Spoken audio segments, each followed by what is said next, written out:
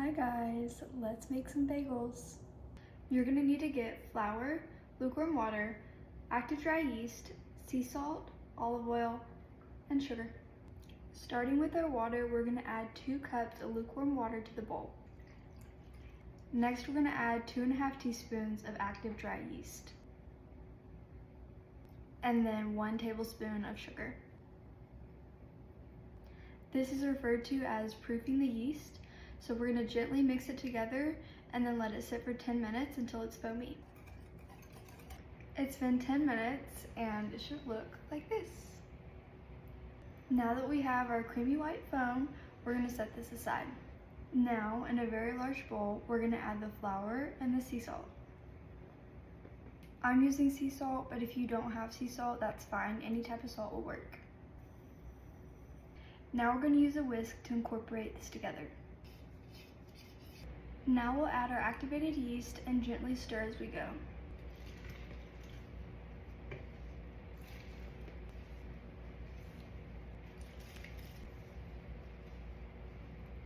Next, we're going to add 1 tablespoon of olive oil. Once we have a shaggy dough mixture, we can stop using the utensil to form the dough and go on to using our hands.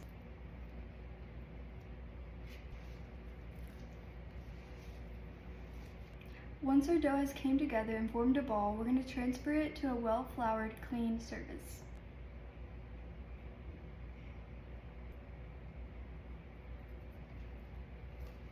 If you're going to use the stand mixer to knead, make sure you attach the hook attachment and mix on medium-low speed for 15 minutes. If you prefer to use the hand knead method, like me, we're going to knead for 10 minutes.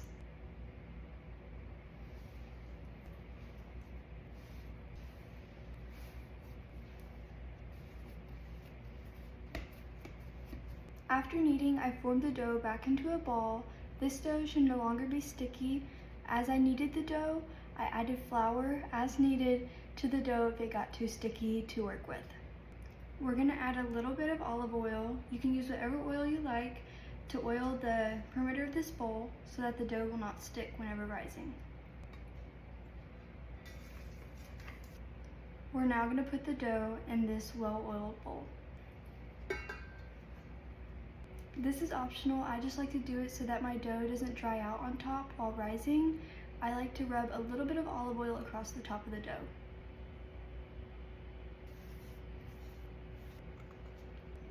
We're now going to place a damp kitchen towel across the top of the bowl and set it aside for 1 hour to let the dough rise.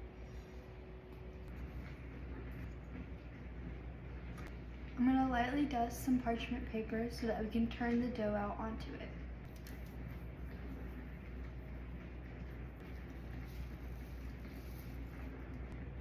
We're going to section this dough into 12 pieces.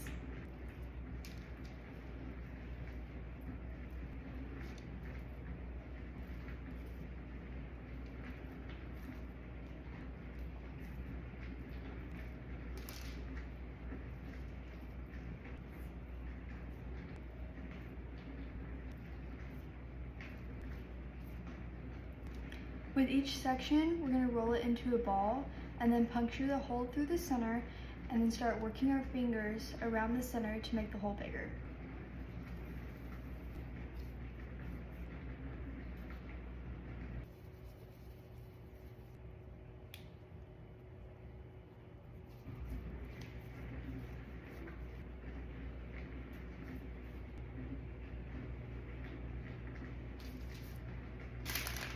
Now that we have all of our bagels formed, we're going to let them sit and rise for 30 minutes covered with a kitchen towel.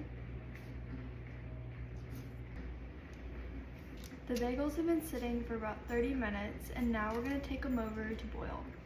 Here I've put on a large pot to boil and we're going to add 1 tablespoon of sugar to the pot.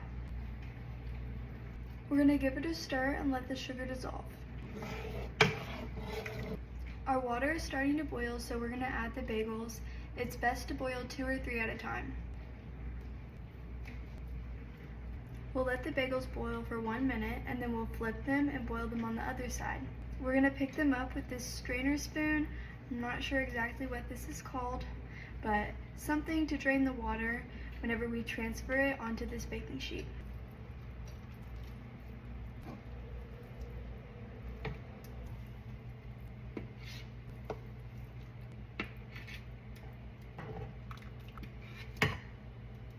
While you're finishing up boiling your bagels, go ahead and set your oven to 425 degrees Fahrenheit or 218 degrees Celsius. In this bowl, I have about 5 tablespoons of egg white, which is roughly 2 to 3 eggs depending on the size. We're going to brush the tops of our bagels with the egg white.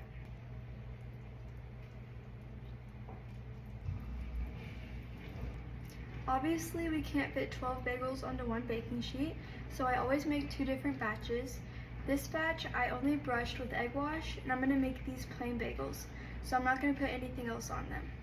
With this half of the batch, I'm going to top 3 of the bagels with this seed blend that I like, which is flax seeds, white sesame seeds, poppy seeds, garlic powder, onion powder, and sea salt.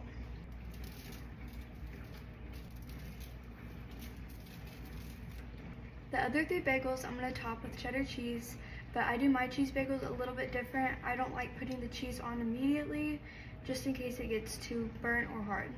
We're going to let these bagels bake for 15 minutes in the oven. After the 15 minutes is up, we're going to flip them and bake an additional 3 to 5 minutes.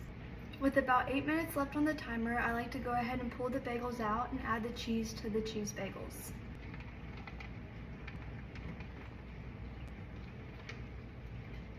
The 15-minute timer just went off, so we're going to flip these and then put them back in the oven for another 3 to 5 minutes.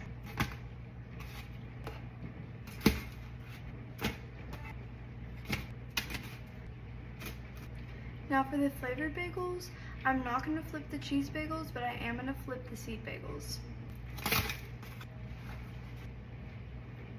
Now that the bagels are finished baking, we're going to transfer them onto a platter and let them cool.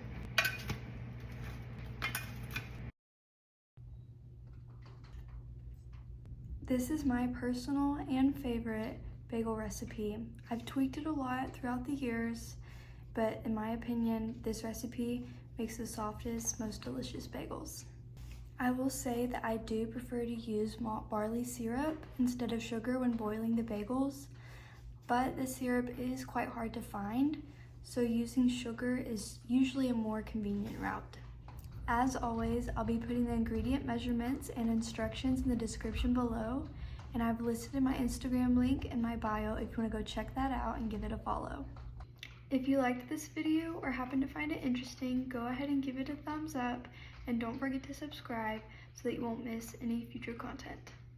If you happen to make this recipe, let me know in the comments, and if you have any questions or video suggestions, leave those in the comments as well. Cheery and Andraste.